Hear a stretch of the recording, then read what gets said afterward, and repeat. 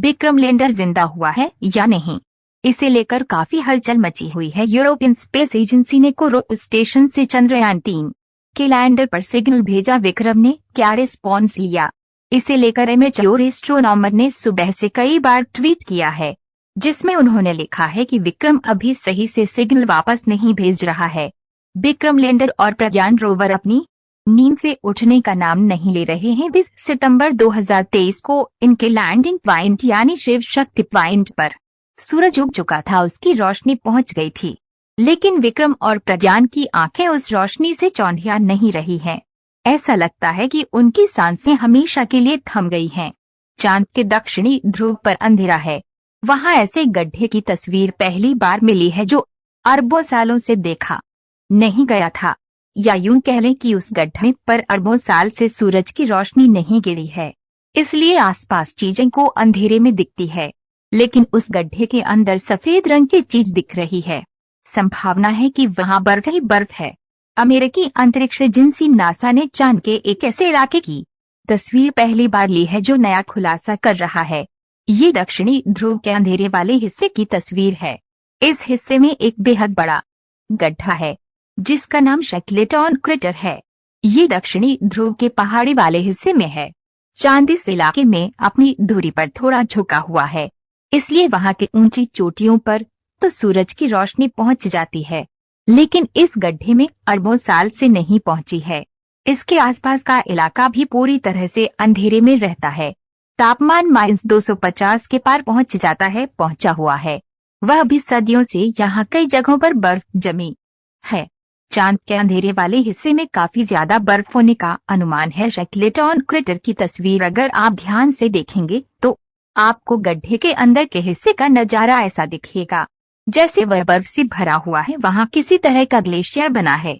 हो सकता है कि वहां पर पानी और पर्याप्त मात्रा में बर्फ हो।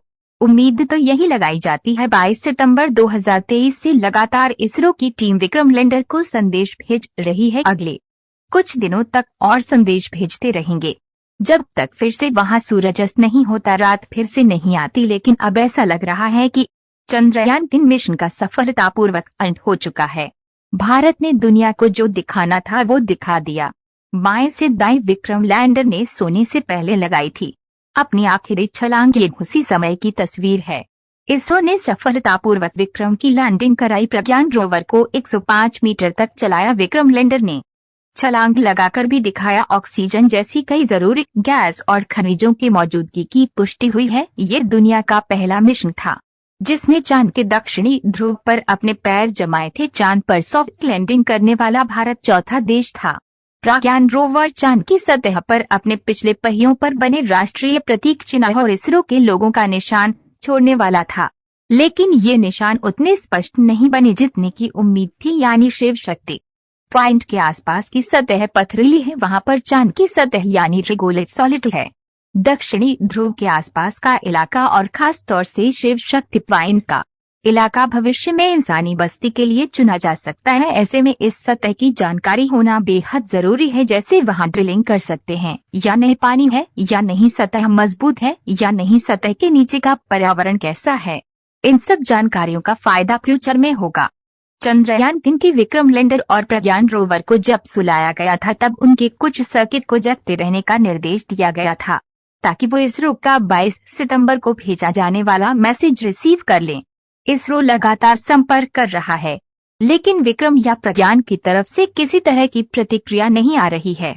ISRO chief doctor S Somnath ने कहा है कि हमें परेशान होने की जरूरत नहीं है। विक्रम लैंडर और प्रज्ञान रोवर में ऐसी तकनीक भेजी गई है कि जैसे ही वो पूरी तरह से सूरज की रोशनी से ऊर्जा हासिल कर लेंगे वो खुद जग जाएंगे, यानी ऑटोमेटिकली एक्टिव हो जाएंगे। हमें बस यहाँ से उन पर नजर रखनी है। हमारे पास अभी 13 से 14 दिन बाकी है। इतने दिनों में किसी भी दिन विक्रम और प्रज्ञान से अच्छी खबर आ सकती है। सूरज के ढलने यानी शिव शक्ति पॉइंट पर फिर से अंधेरा होने से पहले खुशखबरी आ सकती है। इससे ठीक पहले 22 सितंबर 2023 को अहमदाबाद स्थित इसरो के स्पेस एप्लीकेशन सेंटर के डायरेक्टर नीलेश देसाई ने कहा था कि इसरो चंद्रयान-3 को यानी लैंडर रोवर को 23 सितंबर को जगाने का प्रयास करेगा। फिलहाल लैंडर रोवर निष्क्रिय हैं। ये प्रयास तब तक जारी रहेगा जब तक वहां से कोई प्रतिक्रिया नहीं आती।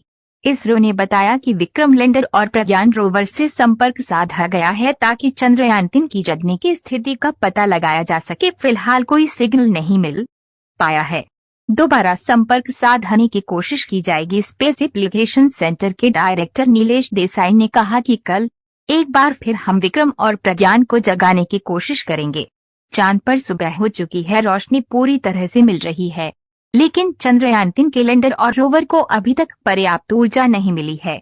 चंद्रयान-3 से कई इनपुट मिले हैं जिनकी इसरो वैज्ञानिक गहनता से जांच कर रहे हैं। पिछले 10 दिनों के डेटा का भी एनालिसिस किया जा रहा है। इस दौरान प्रज्ञान रोवर ने 105 मीटर तक मूवमेंट किया है। यूरोपियन स्पेस एजेंसी के कोरोस स्पेस स्टेशन से चंद्रयान-3 के लैंडर विक्रम को लगातार संदेश भेजा जा रहा है, लेकिन लैंडर की तरफ से जो रिस्पॉन्स आ रहा है वो बेहद कमजोर है। यानी उसके पास से जिस तरह की ताकतवर रेडियो फ्रीक्वेंसी निकलनी चाहिए वो निकल नहीं रही है, ये दावा किया है।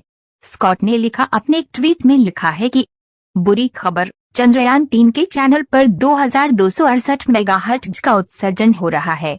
यह एक कमजोर बैंड है, यानी चंद्रयान-3 के लैंडर से अभी तक किसी तरह का मजबूत सिग्नल नहीं मिला है। स्कॉट ने कई ट्वीट्स किए हैं जो पिछले हर 4 घंटे से हर 10